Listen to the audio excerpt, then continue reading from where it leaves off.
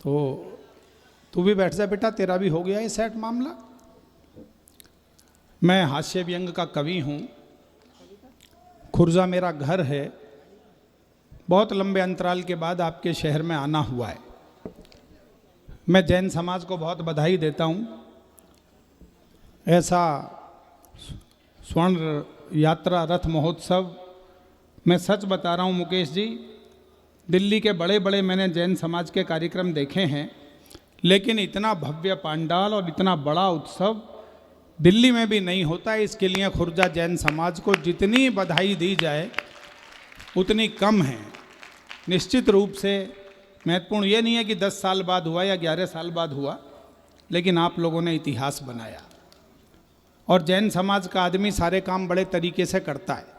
हाँ बेटा बैठ जा तू भी। अब ये कैप लगा के कैमरे वाले हो, ये फोटोग्राफर भी अच्छे अच्छों को निपटा देते हैं। बताया ना भी आपको सुदीप बाबू ने, हमारे शशि ने, जी भाई साहब, कि मैं बहुत सारे देशों में गया और मैंने देखा कि हिंदुस्तान का आदमी जहाँ भी गया उसने तरक्की के झंडे गाड़े। उसने 2 तकनीक लगाई, एक तो मेहनत बहुत करी, दूसरा इंडियन टेक्निक लगाई कि खर्चा कम होना चाहिए, रिजल्ट ज़्यादा निकलना चाहिए। स्वागत भाई साहब। कोई नहीं बेटा, वो एक चला गया था साहब फोटोग्राफर की दुकान पर। बोले भैया पासपोर्ट साइज का ऐसा फोटो खींच दे जिसमें सिर भी आ जाए, जूते भी आ जाए, खर्चा कम रिजल्ट ज़्यादा। उसे पता नहीं था फोटोग्राफर खुर्जा का रहने वाला है। उसने एक लाइन में निपटा दिया। बोला ऐसा कर, जूते उतार कर सिर पर रख ले, दोनों एक साथ ही आ जाएंगे। बजा दो तालियां। इस पर जीएसटी नहीं लगी। अब मैं अंतिम कवि हूं, मुझे थोड़े से कविताएं आप पर खर्च करनी है। आपको तालियां और उल्लास के साथ इस कार्यक्रम का समापन करेंगे। अब हमारे मुकेश भाई बैठे हैं, सर्दी का प्रभाव आया तो उन्होंने अंग वस्त्र कोई टोपी बना लिया है। और गोपाल जी बैठे हैं ना, मेरा स्वागत गोपाल जी ने ही किया था। दरअसल क्या है मैं बताऊं आपको, विशेष बेटा आप ज़्यादा एक्सपेरिमेंट मत करवा, इसको बालक को जल्दी बिठा ले। मैंने बताया कि आदमी खुर्जा का हो और जैन समाज का हो तो सारे काम टेक्निकल तरीके से निपटाता। अभी पिछले दिनों ये हमारे गोपाल जी और मुकेश जी कुंभ का मेला देखने चले गए, गंगा जी इलाहाबाद। दोनों ने तकनीक लगाई कि भैया खुर्जा की बचपन वाली तकनीक लगानी है और बिना पैसे खर्च किए जलेबी खानी है। देखिए खुर्जा का आदमी अपनी पर आ जाए तो बिना पैसे खर्च किए काम कर सकता है।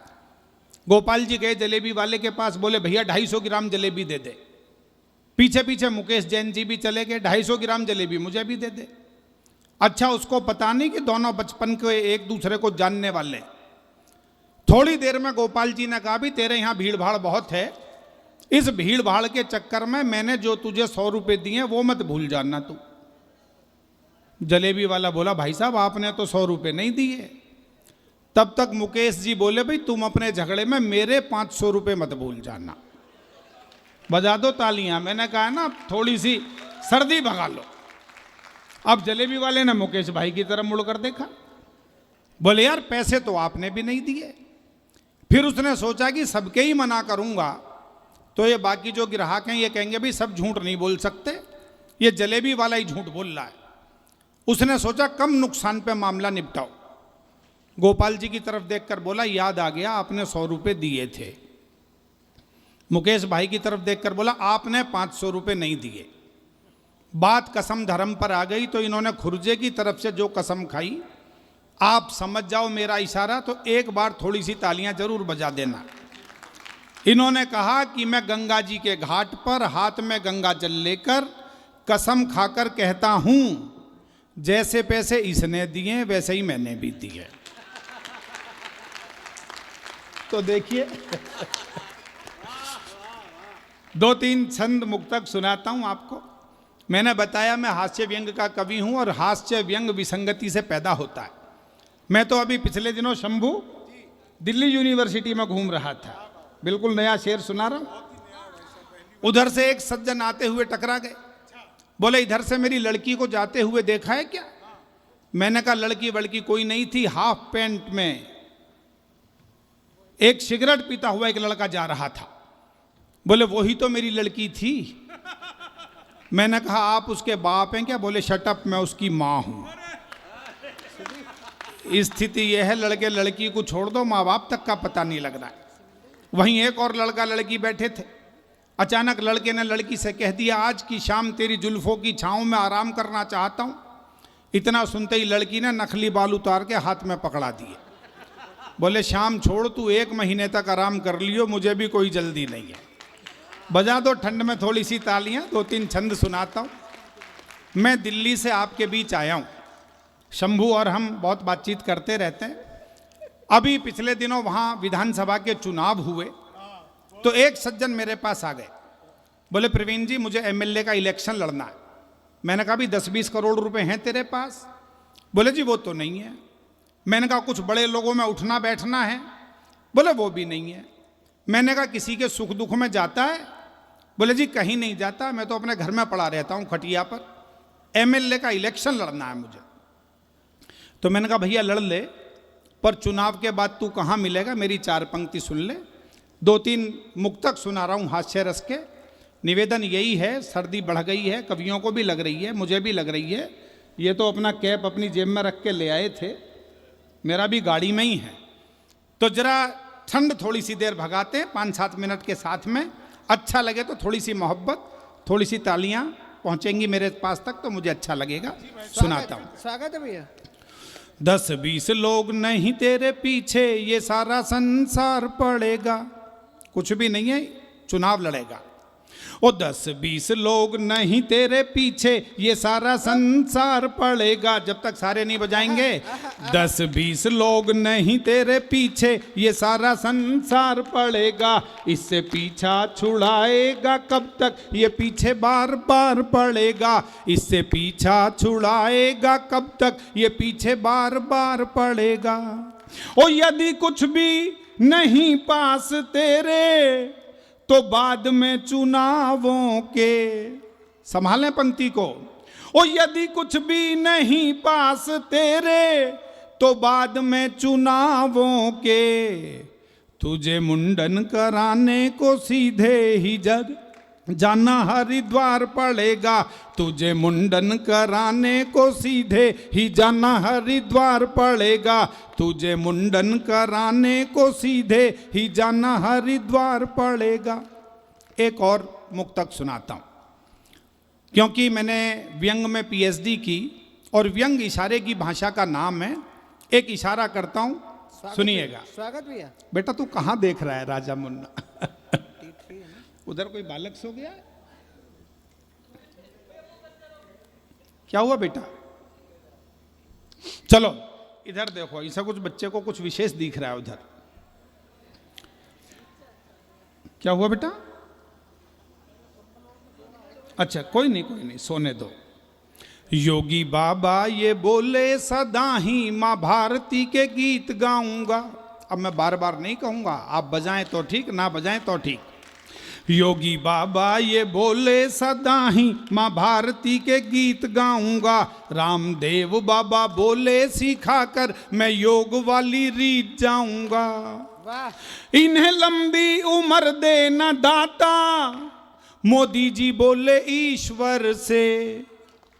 इन्हें लंबी, और समझ जाएं तो थोड़ी सी मोहब्बत दें, इन्हें लंबी उम्र देना दाता, मोदी जी बोले ईश्वर से। प्यारे राहुल की कृपा रहे बस, चुनाव सारे जीत जाऊंगा। प्यारे राहुल मेहरबान रहे बस, चुनाव सारे जीत जाऊंगा।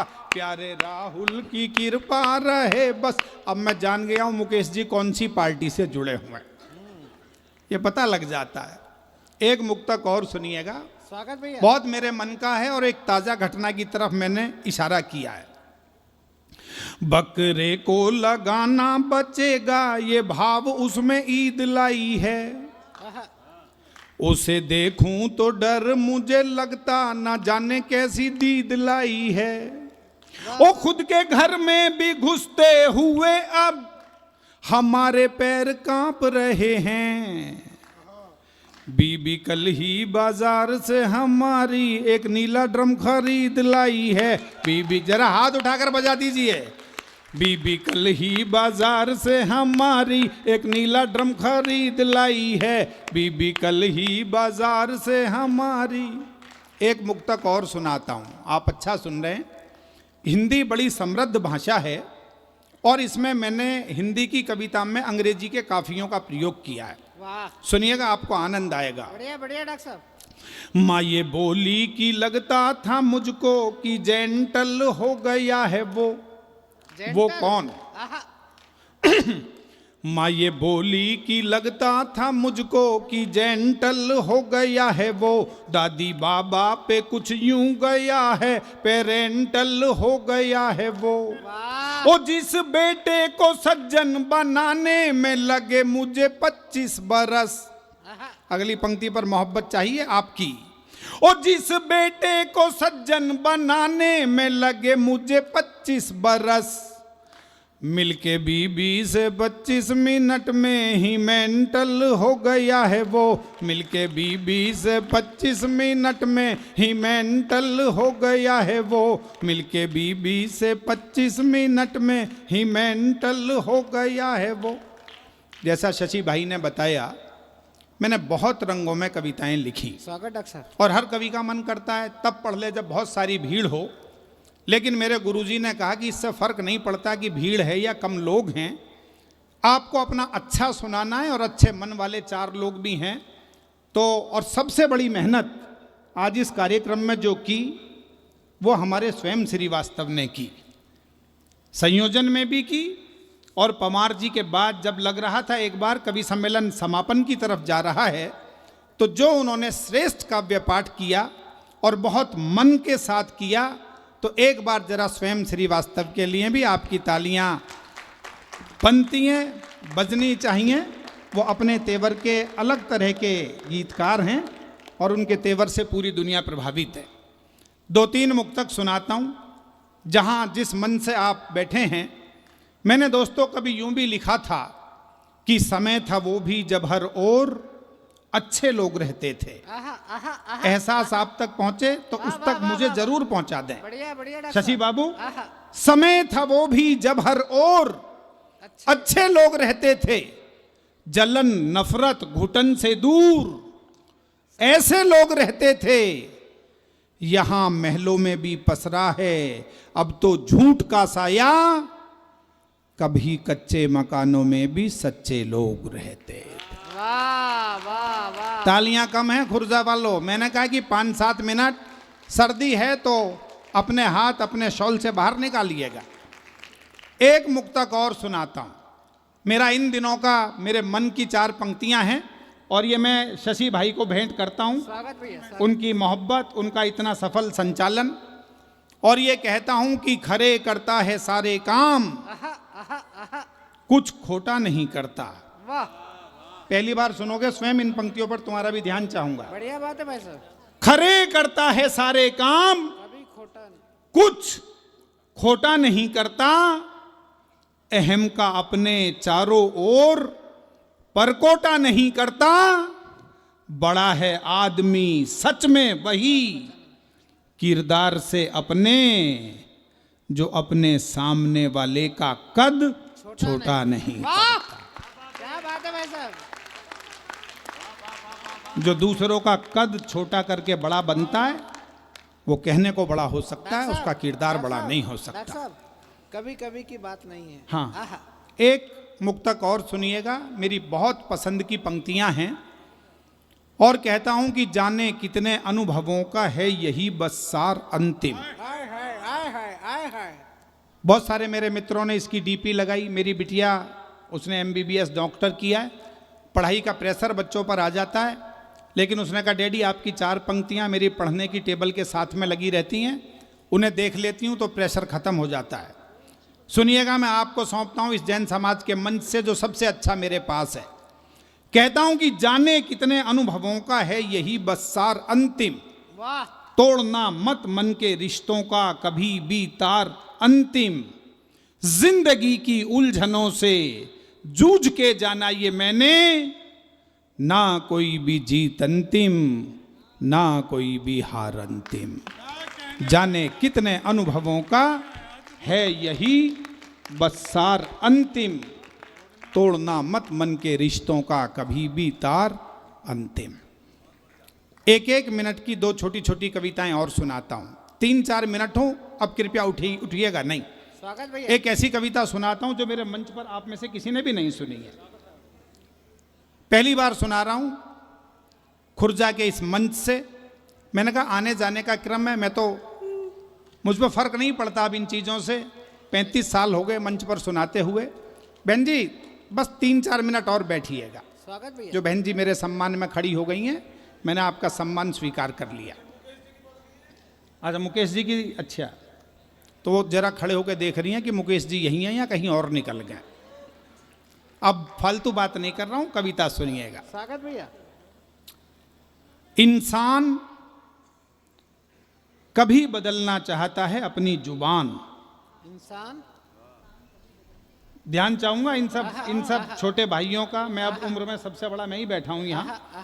शशि हो सकता है कि हम साथ साथ कैसे आप हों, बड़े हो, आप बड़े हो। लेकिन ये ध्यान से सुनिएगा दोस्तों। इंसान, इंसान हाँ कभी बदलना चाहता है अपनी जुबान, हाँ, कभी बदलना चाहता है उसे सुनने वाले कान। क्या बात है। कभी बदलना चाहता है संबंधों के बही खाते, कभी बदलना चाहता है वर्षों से चले आ रहे रिश्ते नाते, कभी बदलना चाहता है अतीत में बोले गए शब्द, कभी बदलना चाहता है ईश्वर का लिखा हुआ प्रारब्ध, कभी बदलना चाहता है मंजिल की तरफ बढ़ने वाले चरण, कभी बदलना चाहता है अकारण ही दूसरों के आचरण। वाह वाह वाह वाह वाह वाह वाह वाह वाह वाह। और तालियां अगली 2 पंक्तियों पर दीजिएगा।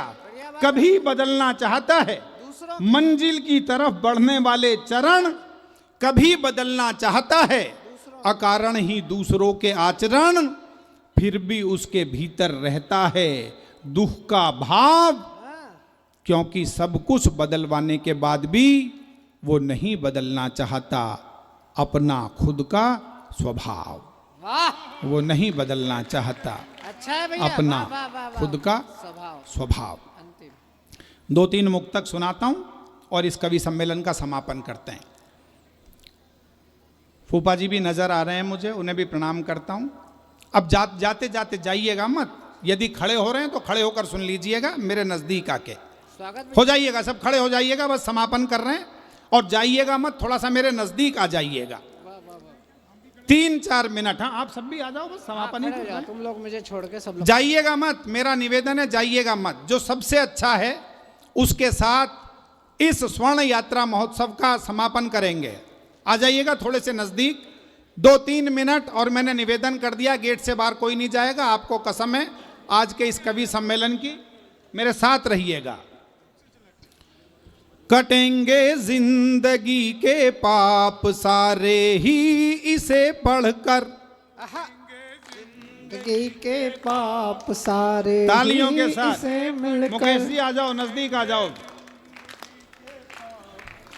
कटेंगे जिंदगी के पाप सारे ही इसे पढ़कर, मिलेगी रोशनी तुमको नई अंधियार से लड़कर। जिन्होंने सार जाना है सभी धर्मों का कहते वो, जिन्होंने सार जाना है सभी धर्मों का कहते वो, नहीं है मंत्र दुनिया में कोई नमकार से बढ़कर। नहीं, जरा हाथ उठाकर, मैंने कहा जरा हाथ उठाकर।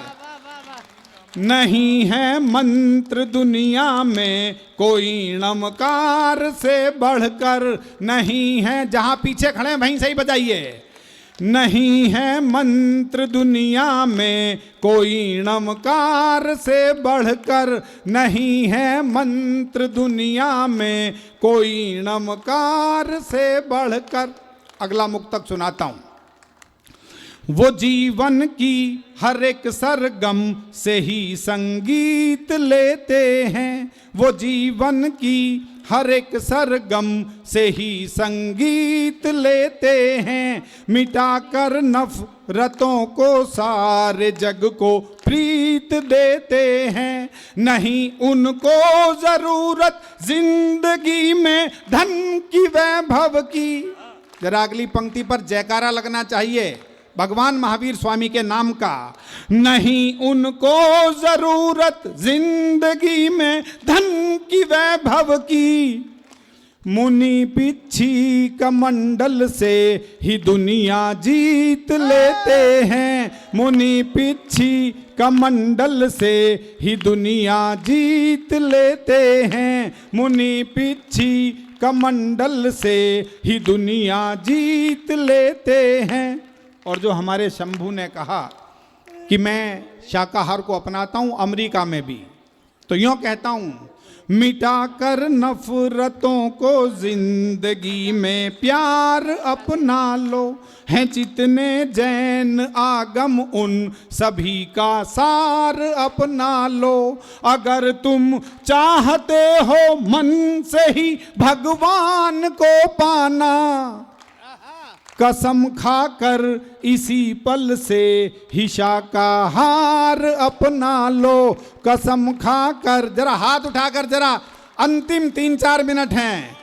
कसम खाकर इसी पल से ही शाकाहार अपना लो, कसम खाकर इसी पल से ही शाकाहार अपना लो।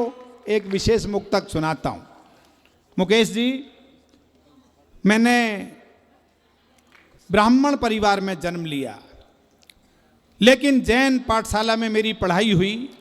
बड़ौत में दिगंबर जैन इंटर कॉलेज से मेरी शिक्षा दीक्षा हुई, बीएड हुआ। उसकी वजह से कॉलेज में गया। मैं मानता हूँ जैन धर्म महान क्यों है। किसी के पास होली है, किसी के पास दिवाली है, किसी के पास क्रिसमस है, लेकिन जैन धर्म ने जो क्षमावाणी पर्व इस दुनिया को दिया, उसका कोई दूसरा विकल्प इस धरती पर नहीं है।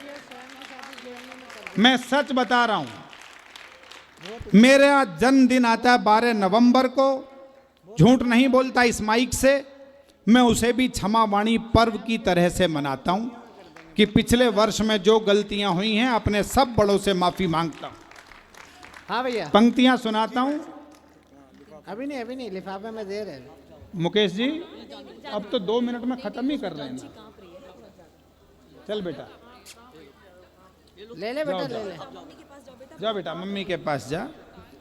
इसके लिए ना बहन जी कैप और शॉल लेके आया करो।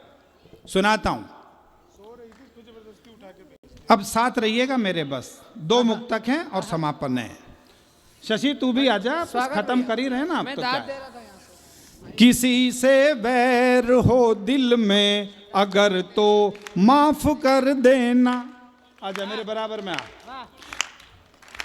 किसी से वैर हो दिल में अगर तो माफ कर देना, सजा दी हो गलत गर आपने इंसाफ कर देना।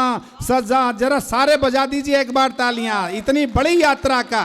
हाथ उठाकर जरा। सजा दी हो गलत गर आपने इंसाफ कर देना। भटकती जिंदगी की फिर नई शुरुआत करने को, भटकती जिंदगी की फिर नई शुरुआत करने को। तुम अपने दुश्मनों को साफ मन से माफ कर देना। तुम अपने दुश्मनों को साफ मन से माफ कर देना। अंतिम मुक्तक और इस बड़े कवि सम्मेलन का विराम समापन। सुन लीजिए बस अंतिम 4 पंक्तियां। अहिंसा त्याग तप संयम की बन के खान आए थे, सभी तीर्थंकरों की बन के वो पहचान आए थे। ये मन में सोचना मत भूप एक इंसान आया था, ये मन में सोचना मत भूप एक इंसान आया था। गुरुवर विद्यासागर बन के खुद भगवान आए थे। गुरुवर, जरा हाथ उठाकर पूरा सदन अपने प्रणाम निवेदित करे इस रथ यात्रा महोत्सव में। अहिंसा त्याग तप संयम की बन के खान आए थे, सभी तीर्थंकरों की बन के वो पहचान आए थे। ये मन में सोचना मत भूप एक इंसान आया था। गुरुवर विद्यासागर बन के खुद भगवान आए थे। गुरुवर विद्यासागर बन के खुद भगवान। बहुत बहुत धन्यवाद। हो सका तो जयकारा गुरुदेव।